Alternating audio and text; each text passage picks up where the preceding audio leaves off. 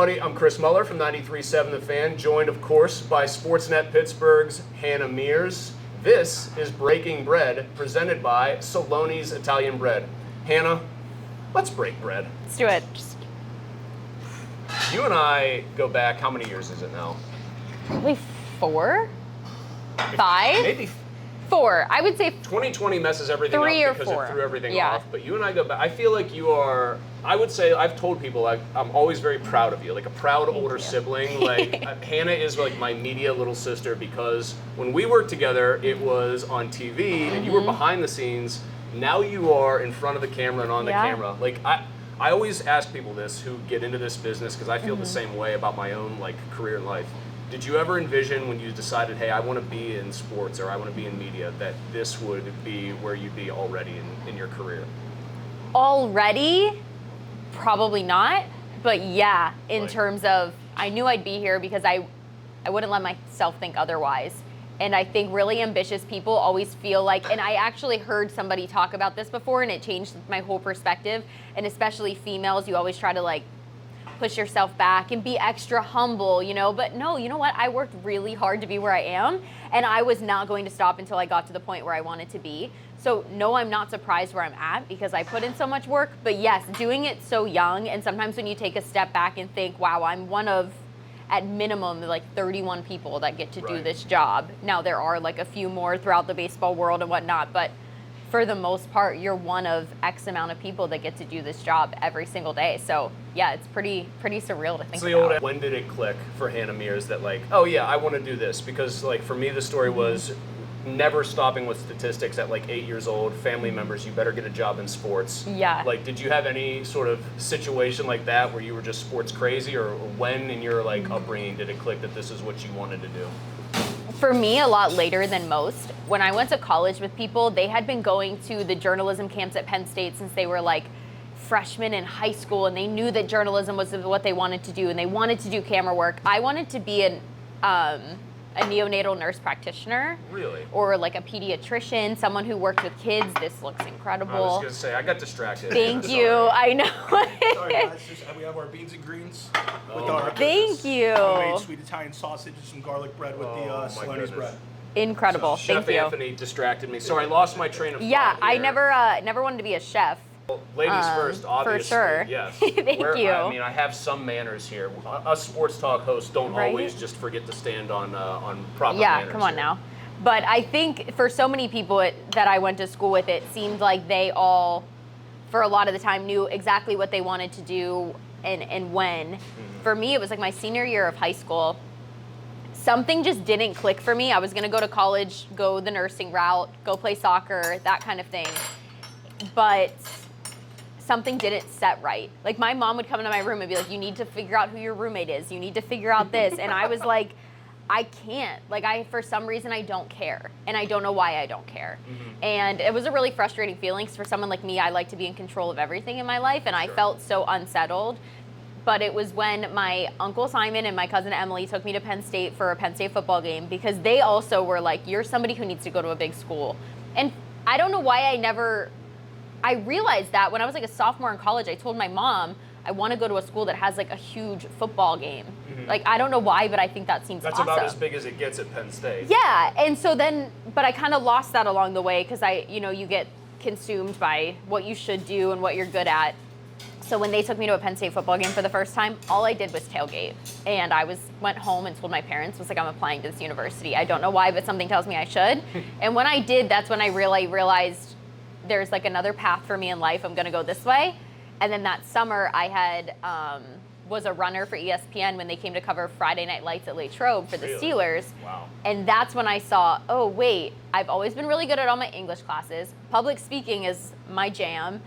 This might make sense for me. And I was a 3-sport athlete. I was always consumed by sports, loved sports. I just really never knew that was a path you could take because it's not a commonality like it is now in schools where they have more journalism programs and they promote it more, and social media helps with that too. But yeah, I was getting like Ryan Clark and Herm Edwards their coffee in the morning and was like, oh, I want to do this one day. So when you're running coffee and stuff like that, who Because some of those people can be very cool, very chill about it. Others not so chill. Who was somebody who was awesome? Like you go in, how's this person going to be? Please, I would say I don't want to stop you from the greens. No, and you're beans. good. I'll It's ask a much so good. longer question. I would say Ryan Clark. That was somebody who, because I grew up a Steelers fan, so obviously that was like somebody I had grown up watching as a fan. And I was like, oh no, I don't want to mess this up for anybody. These people are so high profile, they're so respected. And he could not have been kinder because he pulled me aside, asked me my name, asked me what I wanted to do. And that kind of stuff, as dumb as it sounds, matters to people. Right. It matters that people care who you are. It's like, why would he ever care who I am? And then not only that, he's now followed me throughout my career and we're like close, and I podcasted with him at one point and he follows my stuff, and I just think it's really cool to see all of that come full circle with somebody who, you know, they cared to know who you were and what you were doing. The smallest things, but I remember that day. You mentioned wrestling. That's a huge part, right, for you of the story growing up, getting into sports, because we're here in Allegheny County right now. You are from Latrobe. Is it Latrobe or Latrobe? Latrobe. Latrobe. So, because I always wonder who actually is from there, what they say. And I think like you get a mix. You get a 50-50 split. You get a 50-50 split. Oh no, Latrobe has become the hipster say, oh no, we don't say Latrobe. But I feel like if you went to the high school, you say Latrobe. So it's a huge sport for Latrobe high school students. So just, can you talk about like how wrestling has shaped Hannah Mears, the sports fan, the person who watched it growing up, and everything that's done? Because that's another sport you are working Big Ten Network games, wrestling matches, I should say, for. Wrestling, when I look back at my life, some of my favorite sports moments all come back to wrestling, and it's because I had no choice, first and foremost. My dad was a wrestling coach. He coached a lot of the early Liquid Field Championship Mount Pleasant wrestling teams. And so my earliest memories of sports were people called me a bleacher baby because I would be stuck at wrestling events, just in the bleachers. And my mom was like, this is just what it is. Then my brother started wrestling. My cousins all wrestled. So I was just drugged to all these sporting events. But it was so fun because I remember going to Hershey and going to like Hershey World when my dad's teams would be wrestling at the Giant Center. And those are like the little memories that stand out to you. My family had wrestling camps all summer. We have a gym in our backyard that my dad built for wrestling, for his wrestlers. So it was a training center. And so all I knew growing up was that there was wrestlers at my house every day, and they were in my pool swimming, or they were shooting basketball at the basketball hoop that my dad made. Like, we grew up making a million PB&Js and mac and cheese for wrestling camps. Like, I'm sitting there with it was a whole family affair. Like, my grandmother came up, my cousins, and we're all sitting there PB&Js, like, stack them up. I'm not even kidding, that's what it was. So for me, that's where the love of sports came in. Like, sports was family, it was everything, and those people from those early teams are still some of our best friends till this day. Like, they were family. And then as I grew to watch my brother be so passionate about it, and then when I went to college, Penn State Wrestling's obviously a big huge. deal. And so it was really cool to be there and watch all of that happen. And a lot of those guys at the time I was in college had wrestled with my brother growing up. So then it was kind of cool to watch their careers come full circle. So yeah, it was just a really small niche community, but so many awesome memories, and the best, I would say, like, friendships have come from that sport. All right, so let's shift gears to what you're doing predominantly right now, which is, of course, baseball. And I think it's funny. We're fans. Can I clear this out of your way? Please. But I'm taking taking that for later, and we'll split it up. Delicious. We'll rock, paper, scissors to see who gets the bigger portion here, because that is my single favorite thing. I am not Italian at all. Greens and beans, though, I would eat this every single day, breakfast, lunch, dinner. I love like a gravy dish too. Like, dip some bread in it. Exactly, and the garlic bread, phenomenal as well. Sign me because up. it's Cellone's. I know. Love it. When we think about baseball, like on the outside, we're fans. Obviously, like Andrew and I host a show that leads into Pirates games, for example. Everyone thinks the greatest part about baseball is it's a daily thing. For like, it's the changing of the seasons. Warm weather's here. It's going to be fun. But for you, that's the job, and there aren't that many off days. There's 162 games. No. You might have 160 days with baseball playing because of doubleheaders. So I'm wondering what the adjustment was like. You get this job with Sportsnet Pittsburgh. This is an incredible development in your professional life. But man, I don't think many industry jobs could upend just like your routines. Yeah. the way being like present at a ballpark can. So just how has that adjustment gone to just, hey, I'm going to be on the road, or I've got to pack this many days in advance? Like, take us behind the curtain of what it's like to just be traveling and be covering and be doing something day to day that much for what, a 6-month period of your life every year. It changes your life, for better or for worse. First of all, let me just set the scene. As I showed up in my sweatpants today, my Jordans, a t-shirt, like I am not a girly girl. And you and Pony have seen that through and through. Like when I show up to do radio, I'm not coming in like glammed out. I mean, I was a producer behind the scenes, I'm wearing sweatpants. Right. Yes, I know how to present myself, but I'm also a very tomboy casual type of gal. Right. Having to do your hair and makeup every single day by yourself is a lot, and that sounds It's terrible. it's I a know. huge issue for me, too. I know. You got to make it struggle. shiny every day. It's I a lot. struggled. It's I a needed lot. concealer today, actually. Yes, it was very But tough. no, it's really hard because you have to set out an extra hour of your day to do that. So take an hour out there. I always tell people from spring training to the first 2 weeks of the season last year, when I started in baseball, I lost 10 pounds. Really? Not trying, because I didn't know how to eat. Like you'd forget to, I'd essentially. forget to eat. We have an hour pregame show. I'm live twice in the pregame show. You have clubhouse times. You have to wait for the manager as well. You have manager availability. If Here's there's an another invention, by the storyline, way. Here's an invention. Just, Yes, just that's briefly. what we're I think talking about. We just Voltron something together. that's here. what we're talking about. But it's one of those things where your time is all about other people's time. So you are now revolved around when this player's available, when this manager's available, when this is happening. You could want to do it, knock it out, and be done, but it doesn't happen like that. And I didn't know how to eat. I know that sounds crazy, but there's press dining, which is usually in the press box, but if you have to be live on the field, you don't really get to like walk up there and go get it. And for that first year, I was so worried about like being on time, being where I was, and also telling a good story. And it comes natural eventually, but you want it to be so perfect. Now I definitely am more confident. I've covered this team for a year. I know how to tell the story without memorizing it word for word. I know, that kind of stuff. Put it in your own voice a lot more easily. Right, pre-taping some things, figuring out how you can help yourself out. And I have amazing people at Sportsnet who have helped me because they knew that was an issue last year. It was a joke where people would walk by on the plane and throw Uncrustables at me to put in my bag. I was fueled by them because I didn't know when to eat, so They I are would just pretty eat good, that. let's They're be fair. fantastic. Don't get me wrong. Anything Have- with bread, sign me up. We started this by saying, my first introduction to you professionally was you working behind the scenes, KDK TV, and behind the scenes means behind the scenes. Have you adjusted yet to being Hannah Mears, who is on TV 6 months out of the year pretty much every day, and is going to get recognized a lot in public because of that? No. No, it's weird. I haven't been like recognized to the point where it's like, it didn't hit me until this spring. Okay. I haven't been recognized to the point where it's like, oh my gosh, it's Hannah Mears. Like, I really don't think that many people care. I beg Truthfully, to differ, I personally. don't think anybody cares. But then when I'm at spring and people are like yelling from where the fence is to where like I sit sort of near our clubhouse. Ow. That's me. That's Hannah Mears. People would be yelling like, Hannah, can I get a picture? Can I get a picture? Can I get an autograph? I'm like, me? You want, like, for what? Like, okay. Like, and then people would ask me to sign a baseball with like somebody's signature on it. I think Clint Hurdle had signed their baseball. I said, I'm not going to devalue that baseball. Or like, Andrew McCutcheon just signs your ball. I'm not going to devalue your baseball. I will go get another baseball and sign it for you gladly, but I will not be the person who devalues Quicker to that know, for you. If somebody had a thing of wrestling headgear, you would sign Yeah, I'd that. be like, yeah, exactly. Sure, yeah, why not? Now you get it. I think like one of the things that I have become much more sympathetic to, having done shows with athletes, like Arthur Moats, guy who's Love obviously Arthur former Moats. Steeler, one of the Yes. nicest dudes ever. Obviously, getting to talk to Ryan on a weekly basis a couple years ago for part of the show.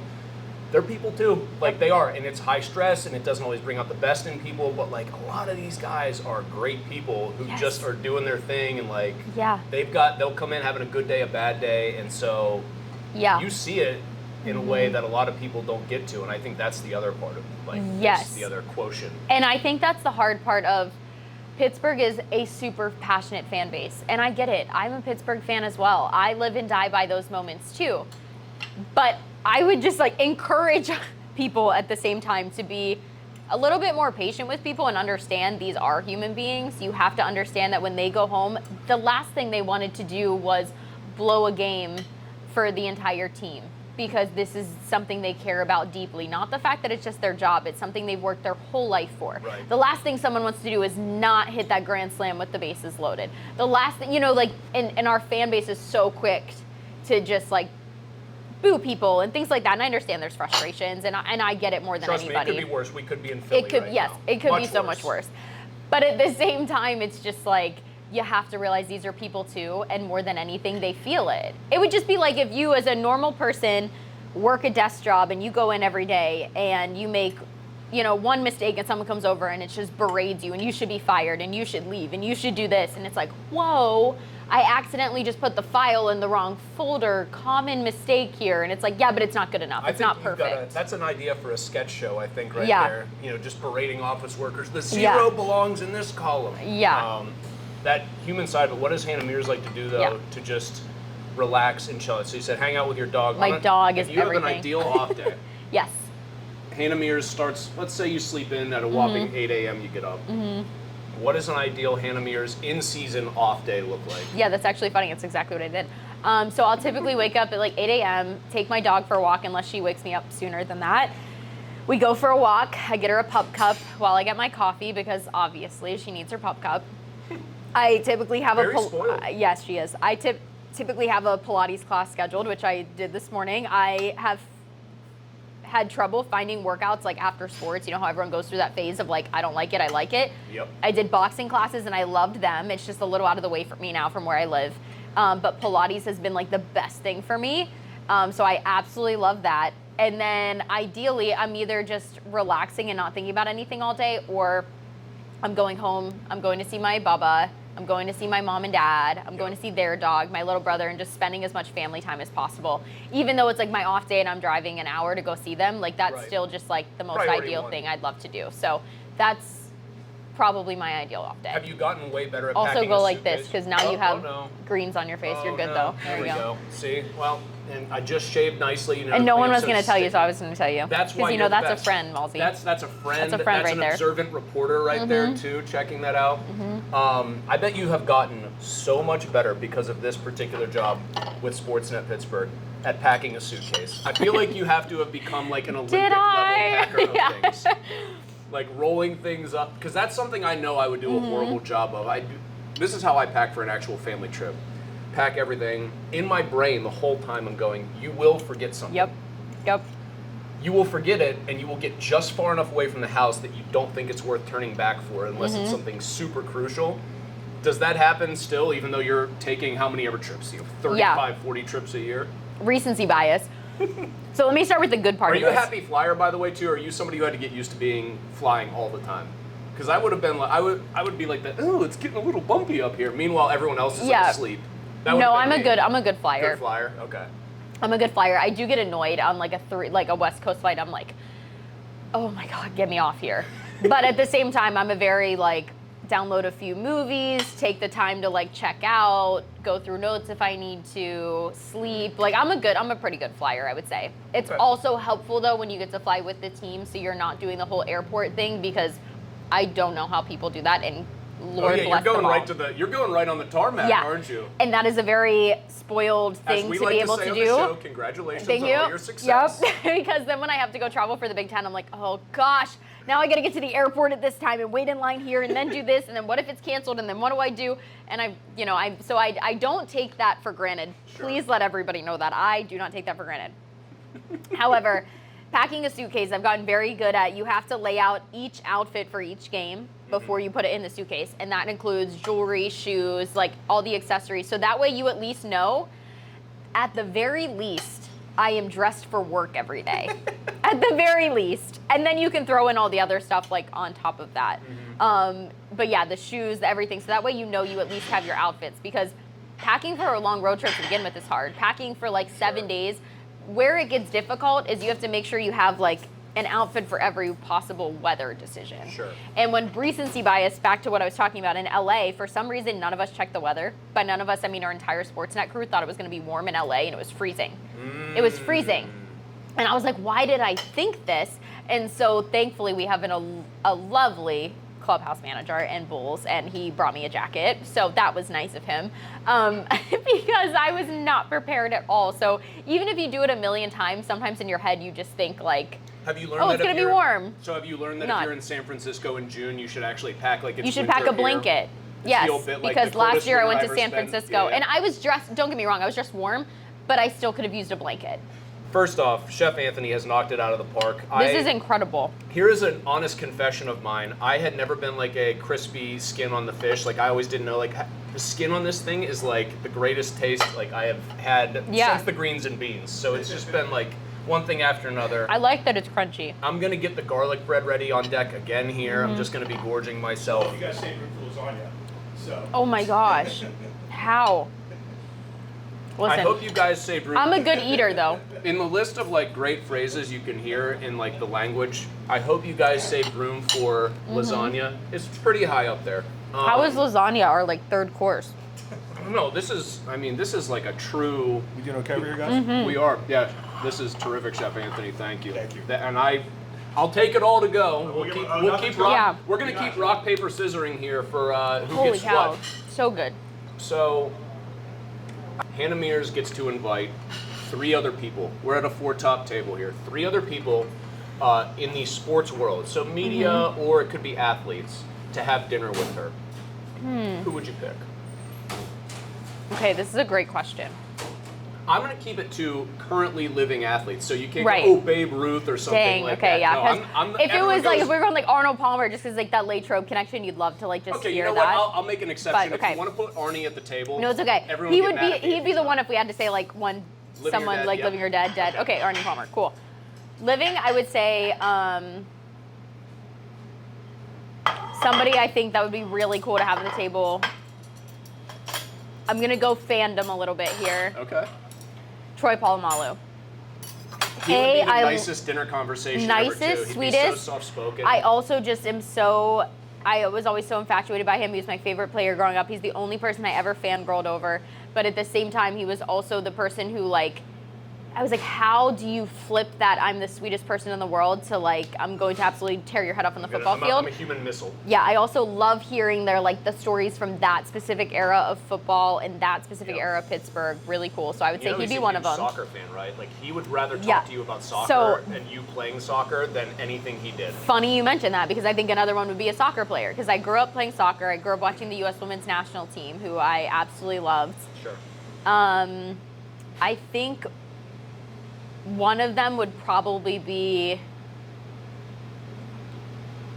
A lot of good picks here, too. There's a lot of good picks because Like, it's for my like era, there could be you- like Mia Hamm, there could Brandy be Chastain, Brandy hits the goal, Chastain. the iconic celebration. Right, there could be like the Alex Morgans, but I think so. I was just listening to a podcast as well, and she's on it, and I had no idea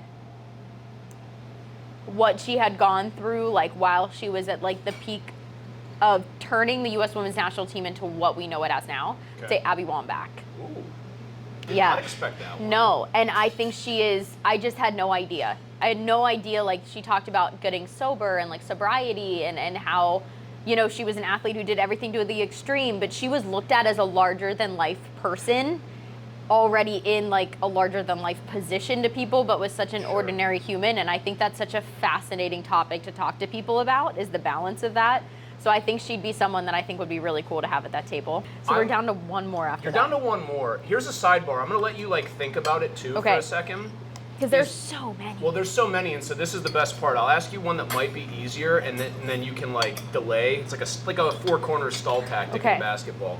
Any sportscaster, any broadcaster, anyone that does exactly what you do, Mm-hmm. who's a reporter on the field, who you have tried to like use as inspiration or model, like you've really studied how they do the job and tried to take little pieces as you make your own style. Is there anybody? Because every dude my age said basically, I want to be Stuart Scott, Right. watching him on SportsCenter, or like I want to be Dan Patrick or Keith Olbermann back in the day. Like, is there somebody who, once you knew this is what you wanted to do, you said, man, he or she really does certain things that I like, that I think are good. I'm going to try to add that, my take on that, my spin on that to that arsenal. Yeah, I would say there was 3 people who, I mean, there's so many, but there was 3 specifically that I always saw myself pulling things from. One of them was, obviously Erin Andrews was just like the biggest star you could be. She's also expanded beyond, and it's very cool in that way. While not losing like the capacity to just do the games right and like do the games justice, which I respect and also a lot. just like knowing how to, just ask, like, and I've seen her evolve, I feel like, through her career too, because I pay attention to this now more than ever because I'm so curious about it. Where she's not afraid to just ask the simple question. She doesn't have to think of like the most amazing question. Just like simple, get things out of people. And I admire that because that's something I try to like do more and more of. But that also depends too as well on like the moment, the athlete, things like that. And she also had a similar start in terms of like working for a team. She worked in hockey for the Tampa Bay Lightning, and she had talked about not knowing anything about hockey when she started but got hired. And like that's kind of how I felt about baseball, about sports betting when I did it. And so it's very interesting how people can have similar starts. I always admired Maria Taylor because I think she kind of flipped the sports world a little bit to this like new age model of like storytelling. She always got, like, she made college athletes start to really show their personalities, in my opinion, on like College Game Day. And I just admired what she was able to do, and then how she's transitioned now into like covering sports on such a wide spectrum. She is phenomenal, and nothing made me laugh harder than Maria Taylor very gracefully towering over Nick Saban, who would usually be like steam coming out of nose and ears, and that would be when he's up 31. And still asking him like a very direct question. I think that she didn't back down from questions. Never, which I thought was very like admirable and like a great quality. I think she was the one who asked the question. She was, that blew up. The meme and he said, I'm not going to answer that question. I'm not going to answer, so quit asking. And I think she is... handled it with such grace. Yes. Because he was disrespectful, and I thought a little disrespectful because he's running hot, because Nick Saban always did. That's also the perfect example of when we were talking about catching those moments of just, she had to ask it, she asked it, and you know what? She said, okay, next question, moved on. And I thought she handled that moment with such grace. And then there's Laura Rutledge, who just does so much so well. Because a lot of the time it's like you can be a great sideline reporter, you can be a great host, you can be great at doing social media, great at little short form stuff, and I think she does so much of it so well, so I admire that. But I would say, like, of the three, Maria Taylor would be somebody I'd want to sit by because of those moments, and because she was somebody I saw so much on the TV growing up with College Game Day, and I have met her before in a small setting when I was a runner for College Game Day, and I just wish I could have asked her so many questions. Because I really admired. I would say she'd be like a sportscaster I'd want at the table. Yeah, for sure. I think you doubled up the answer there, kind of. That's a veteran maneuver right there. You kind of saw one pitch ahead and knew exactly where to go with it. And then, of course, I think another one, if we were going athletes, I think I'd want Sidney Crosby at the table, just because there's so little out there about him. I literally covered him with the Penguins for like 4 years, just doing the behind the scenes work, and there's just so many things you want to ask him. And how can you be such the most perfect athlete? He has not one bad thing ever said about him, and I think in this age specifically, it's like how nothing ever, nothing, not one blemish, nothing. And it's just so interesting and fascinating, and so I would say that would be the other person. All right, last one for you. And this is a funny question to ask. You are now in your second year with Sportsnet Pittsburgh, but like professionally, it could be right here where we are, maybe not literally sitting right here, but where does Hannah Mears see herself 5 years from now, 10 years from now? And that could easily just be doing exactly what I'm doing and crushing it and being the best of the best at what I do. Yeah, I think it's interesting because if you would have asked me this question 5 years ago, I'd be like, I need to work for a national network. I need to be on the sidelines. I need to be doing this. I need to be Erin Andrews. I need to do that. I mentally have learned a lot about myself in the past 2 years. I've never been so good being where my feet are. And that is something I tell people all the time is... Clint Hurdle would be very proud to hear you say that. One of his favorite phrases. Be where your feet are, because there is so much you can absorb from one space that if you don't take the time to do it, you're always going to like feel like you miss out on something when it is maybe time for you to step away or to leave. You want to know that you gave literally everything you had to that. When I look back at Penn State, I'm like, I had reached my peak there. There was probably nothing else I could have been doing. When I looked at KDK, there was like, I probably had reached my peak. There was probably not much more growth for me there. What was next? So when I look at this where I'm at now, I still feel like there is so much more I can do. I can ask better questions. I can be better. I can tell better stories. I can incorporate this. There's so much I still want to do that I feel like I'm totally fine where my feet are. And how blessed am I to wake up every day, cover my hometown team, where I'm only an hour away from my parents when I am home. So I can, and I value my family time so much. It's such a blessing that I'm completely fine where my feet are, and I know that for a fact if something did come up one day and that's where my path goes, Right. I'm sure, yeah, everyone would love to be that person on a national sidelines doing that. But at the same time, it's not lost on me that I am one of, like I said, X amount of people who get to wake up and do this job every day, and for their hometown team nonetheless, in a city that I love. So I'm really good where my feet are right now. I just want to be the best person I can be at this job and continue to challenge myself and grow and continue to push our players to put their personality out there and be the best versions of themselves. And I want to be in Pittsburgh. I want to see this team win in Pittsburgh. I want to be a part of that more than anything. And so I am really good where my feet are. Hannah, thank you for doing this. Thank you you. for coming by on your off day and eating. How full circle. I was going to say very full circle. Oh, thanks for feeding me, Obviously, Chef Anthony. thanks to Chef Anthony Wonderful. for feeding both of us. This is phenomenal. And thank you to Cellone's. This was Breaking Bread. Hannah Mears, Sportsnet Pittsburgh. Chris Muller, 93.7 The Fan. Breaking Bread, brought to you by Cellone's Italian Bread. I'll even break some.